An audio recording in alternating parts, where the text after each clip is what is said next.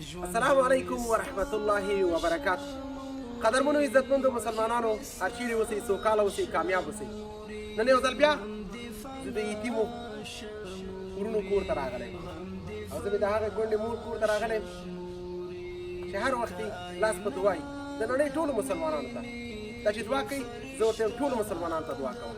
مؤمن مسلمان هغه دی چې د نورو مسلمانانو په خوشحالي باندې خوشحاله شي. ده یې غوښتنه کړې وه چې صحیح اوبه وڅښه. بیچارهګان داسې اوبه څښلې چې هغه اوبه دې څښلې نه وي.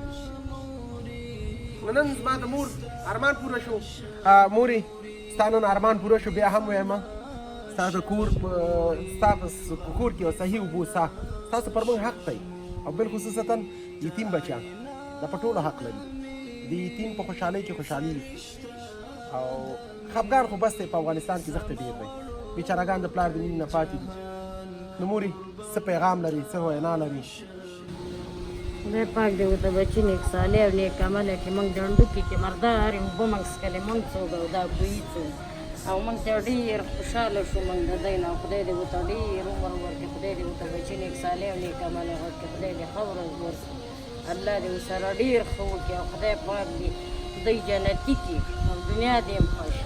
امین. خدای دې موږ نه غیر ډېره ورکړي او تېره خدای پاک دې نور هم ډېر امین کړي. امین. الله یې د مړو مخې ته ودروي، الله یې د دوی زړه ارمانونه پوره کړي. مورې غوا دې څنګه خوښه ده که نه؟ رښتیا ووایه. ډېره ښه غوا ده، ما نو ډېره خوښه ده ځکه مې راوستله. کنه ټولو خلکو ویل دا غټه ده، ما غټه ښه ده. شوده څومره شوده کوي؟ ډېر یو من به کوي. یو من. هغه ماسته کې څه کوي؟ هماسته کوي دغلته یې دوکاندار ته ولیکه. هماغې د لارې نفقه پیدا کړي. هغه چې خرڅ کړي. جزاک الله.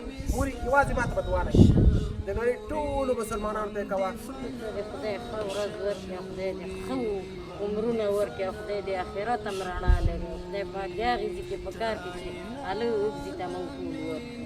امین. امین. د مور غوا هم خوښه شوله، غوا هم ولاړه ده. او بل جهانګیر بیچاره معذوره او مریض دی. جهانګیره څنګه یې بچی؟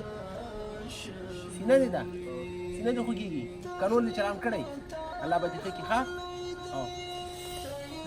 قدرمنو هېوادوالو، د دوی دا کار شروع کېږي. راځئ تاسو زموږ ملتیا وکړئ، د نورو هېوادوالو سره دا ویډیو شیر کړئ.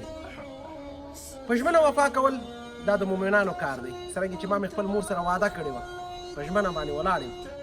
نو راځئ تاسو زموږ ملتیا وکړئ. که چیرې خپرونه هم د پاڼو وړ ګرځېدلي وي او صدقه کې تاسو غواړئ چې برخمن شئ، ویډیو شیر کړئ د نورو ملګرو دوستانو سره.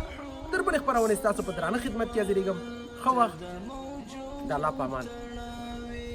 د هر مخلوق تړاوي رب دې تا نه کموي، ژوند دې هوسا شموري، ژوندون مې ستا شموري، خوښي مې ستا شموري، غم دې فنا شموري، غم دې فنا شموري، ته آئینه د مینې فرشته د مینې زما وړو